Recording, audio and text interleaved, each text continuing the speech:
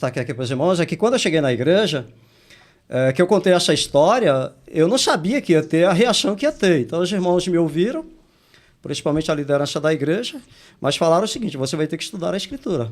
Eu conhecia a Escritura, mas a minha narrativa estava totalmente deturpada. Muitas coisas não tinha nada a ver, né, com aquilo que Deus quer que a gente faça. Então foi proposto para mim que eu fizesse um estudo da Bíblia com os irmãos daquela igreja. E eu aceitei de pronto, só que teve um problema. Eles só podiam me dar um estudo por semana. E eu falei, não, eu não quero um estudo por semana, eu quero estudo todos os dias, porque eu tinha pressa de descobrir se eu estava sendo guiado por Deus ou não, o que estava acontecendo comigo. Era uma ansiedade que eu tinha.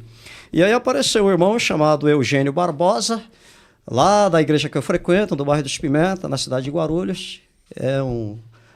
Era ancião da igreja na época. Ele fez comigo 32 estudos bíblicos em 32 dias. Todo o dia. Essa era a sua sede. Essa era a minha sede. E o detalhe é que tinha estudo que demorava 3 horas, 4 horas, porque eu conhecia muito da Bíblia, só que eu conhecia tudo fora de contexto. A minha narrativa não condizia com a narrativa bíblica. E quando nós chegamos em Daniel, capítulo 7, verso 25, estudando lá sobre as 4 grandes monarquias, o leão, o urso, o leopardo de 4 cabeças, o animal terrível de 10 chifres, então é dito lá no verso 25, Daniel 7, 25, que esse poder, ele cuidaria em mudar a lei de Deus, perseguiria os santos do Altíssimo e o destruiria. Quando nós chegamos nesse ponto, Deus me fez lembrar da visão que eu tinha tido da fila de igreja.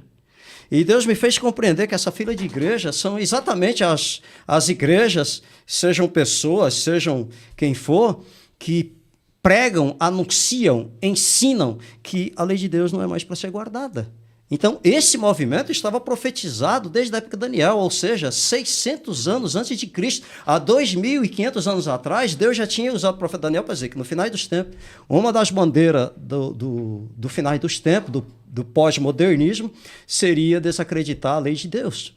Então, isso para mim foi uma maravilha, quando eu percebi de fato. Aí eu tive força de pensar de fato e de ter a certeza de que Deus estava me conduzindo. Resumindo, marcaram meu novo batismo para dia 24 de setembro de 1995, desceu as águas batismais, eu e a minha esposa, mais 2 irmãos da minha ex-igreja, e na sequência foi só bênção.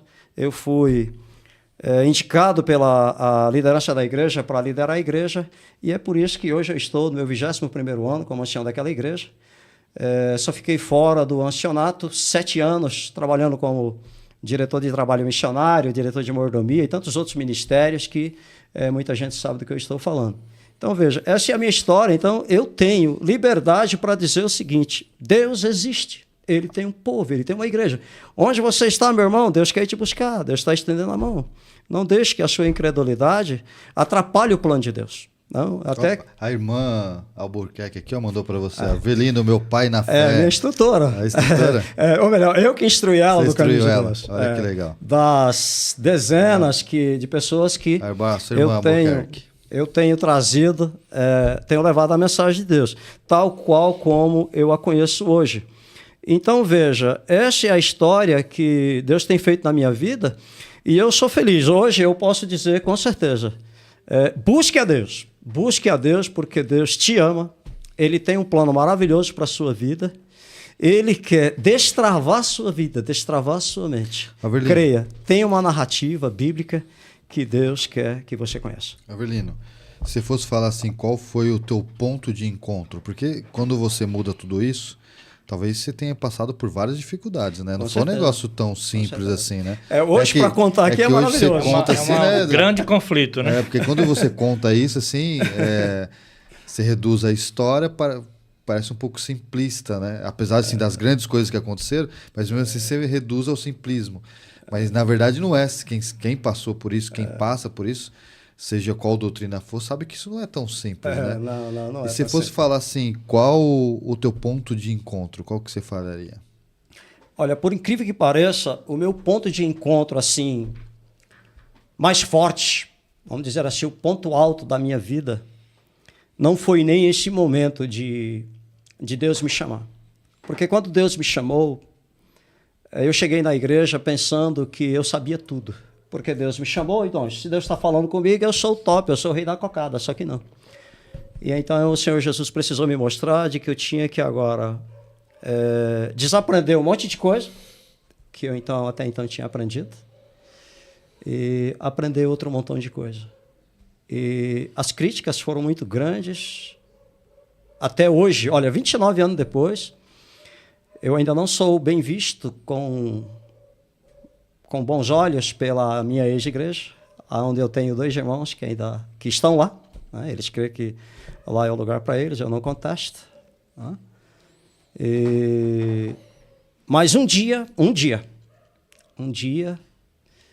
eu me prostrei, ajoelhado diante de Deus, porque eu tinha perdido todas as minhas referências profissionais por conta da verdade da guarda do Santo Sábado de Deus. Eu sempre trabalhei em 3 turnos, ganhava muito bem, mas, porém, trabalhava duro também, ganhava razoavelmente bem também. E quando eu vim para a igreja, eu perdi todas as minhas referências profissionais. Então, eu passei momentos bem difíceis, passei muita necessidade. Né? É um dos preços que todo mundo paga, se quiser fazer a vontade de Deus. E um dia eu falei para Deus que, como estava, eu não conseguiria mais. E até hoje eu vejo que Deus me levantou. Esse foi o ponto alto. E até quero dizer o seguinte, quero colocar aqui uma interrogação. Quando é que nós conseguimos chegar ao topo como ser humano na vida espiritual? Isso até hoje eu continuo buscando. É verdade. Então eu deixo aí a dica. A dica. Eberson,